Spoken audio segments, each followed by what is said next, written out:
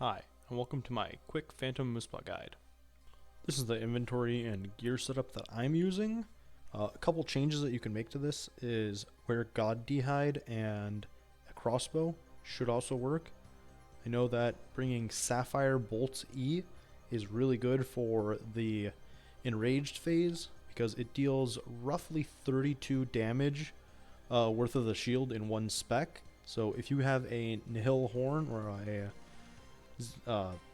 ZCB, then it's going to be definitely best in slot. Save your spec for that point and send a spec there, or two specs, and you should be able to instantly get the whole shield down. Otherwise, in terms of food, I'm bringing Crombons and Sharks. I am playing on an Iron Man, so that does make this a little harder for me in terms of what food to take. I would definitely recommend Sharks or better, as the boss does hit a lot through prayer, especially with melees. It hits constant 20s through prayer. For potions, I'm bringing a range potion, a super defense, 2 staminas, and 2 prayer pots. Now, I'm bringing 2 staminas because sometimes you get a lot of food at the end of kills, and it's worth just staying and doing another kill, and the only thing you aren't going to be getting is staminas. For the range and defense, I would highly recommend a Bastion potion. I don't have Bastion potions on this account, but they're definitely worth it, and if you can make divines, it's probably worth also bringing divines.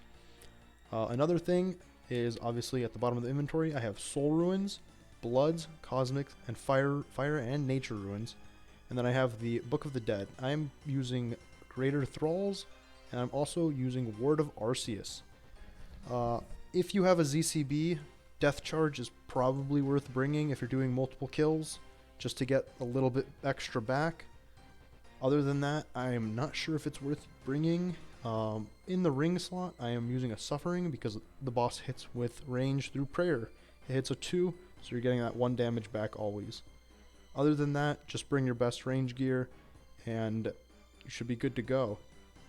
One other thing, if you are using any weapon other than the Bow of Ferdinand, I highly recommend bringing a Mage Switch. This could be Arims, could be Ancestral. I probably wouldn't go lower than Arims as the boss does hit a lot with range.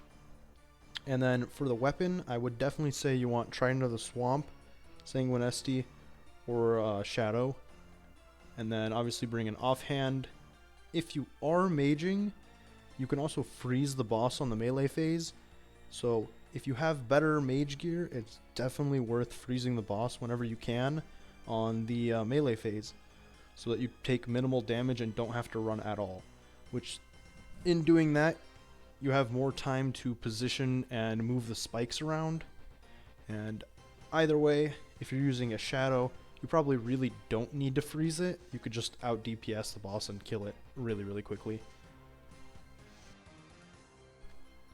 Entering the Phantom Muspah fight, you'll see there's nothing in the room, and the Muspah will spawn in the center after a small delay. When it spawns, it'll either be one of its 2 phases. It's 100% random. When it spawns, it'll also spawn 2 spikes randomly in the room, usually in one of the corners, either the southwest, northwest, northeast, or southeast corner. These spikes will later grow, as every time it switches phases, all spikes in the room seem to grow further out. The Phantom Muspah has 2 phases that it transitions between during the fight. There's a blue-green like range phase, and then there's a red-brown melee phase. The range phase hits with both range, and it has a mage attack that charges up and then shoots at you. If you get hit by this mage attack, you get marked with corruption. This can be removed with Word of Arceus. That is why I highly advise bringing Word of Arceus and Thralls. This attack can be fully mitigated by switching to Protect Mage Prayer as soon as you see it starting its attack and charging it up. And as soon as the orb leaves the Phantom Muspah, you can switch back to Protect Range. The range attack is rather accurate and can hit through prayer. It doesn't hit a lot though. This is why I highly advise bringing a Suffering, because you're going to get free recoil damage all throughout the fight this way. The melee phase only really has one attack. It hits with melee, and it hits very, very accurately and very, very hard, and it hits through prayer. What you're going to want to do is, if it's melee, there's a strategy that I've made for running around the room. I have marked tiles, and these tiles don't work 100% of the time because sometimes the spikes will get in the way and you have to do your own pathing around them. But for at least the first rotation, these tiles do work and allow you to completely run around the Muspah without it hitting you with melee. Whenever it switches to a range phase, or if you think it's getting close to switching, then you want to not stand on one of the marked tiles or in the paths that you're running. So this can be done by either running towards the center of the room or towards the outside of the room. Usually one of the corners works, but I don't advise using the corners. I much prefer putting the spikes in the center, because when you get to the last phase, when it enrages, those spikes in the center can now be used to stand behind and will block the shockwave attack that it does. The Phantom Muspah has a couple special attacks, the first of which is a spike attack. It'll look like it's doing a mage attack, but it'll stay on its legs a little longer, and then you'll see spikes come out of the ground. This attack makes spikes chase you, so you just have to keep moving. As long as you're running in the rotation and none of the spikes were ahead of you, you should be fine if you're in the melee phase. If you're in the range phase, then you can just run to really anywhere. After 30 seconds, these spikes harden and turn into the regular spikes. If you're running the melee phase, it'll get stuck somewhere around the center of the room, which is very useful when it comes to the enrage phase. The other attack the Phantom Muspah does is a converging orbs attack is what it's called, and it'll teleport around the room really, really quickly and will spawn clouds that have like crystals in them, and you want to avoid getting hit by these.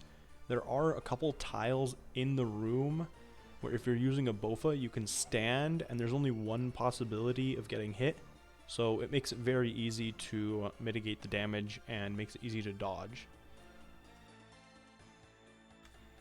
At the start of the enrage phase, the Muspah will rear up and then come back down, causing a shockwave to go across the entirety of the room. To dodge this, you simply have to stand behind the spikes that have been popping up around the room.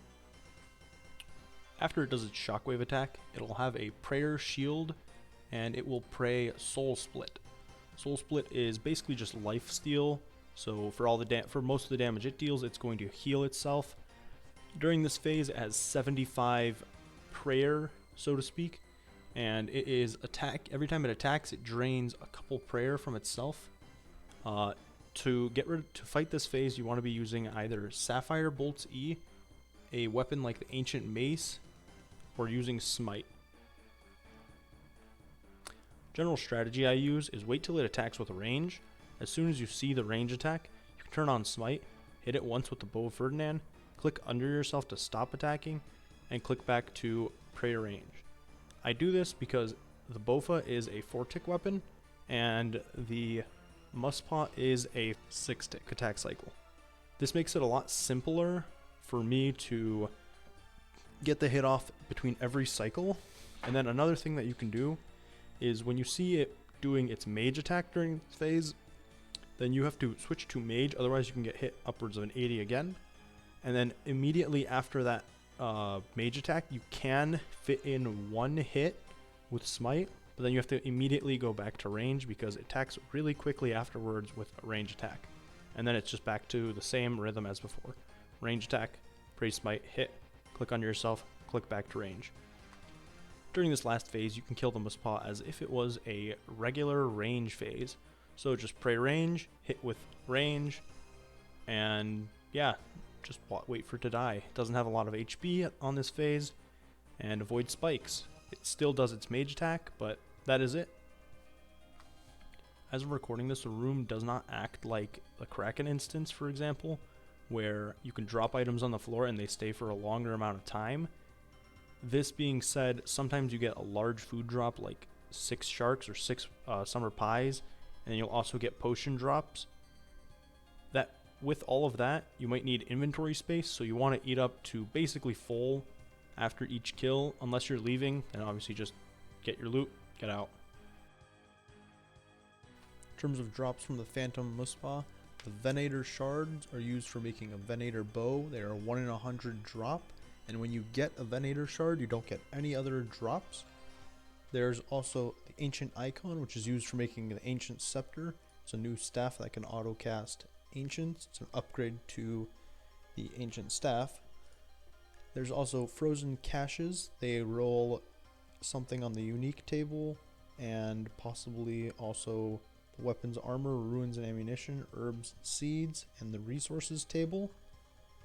And then the last drop is the Muffin and the Charged Ice. Charged Ice is a metamorphosis to the pet. To get that, you need to kill the boss in under 3 minutes. That currently is all the information that we have on the Phantom Muspah, and if you liked it, please leave a like, comment. Thanks for watching.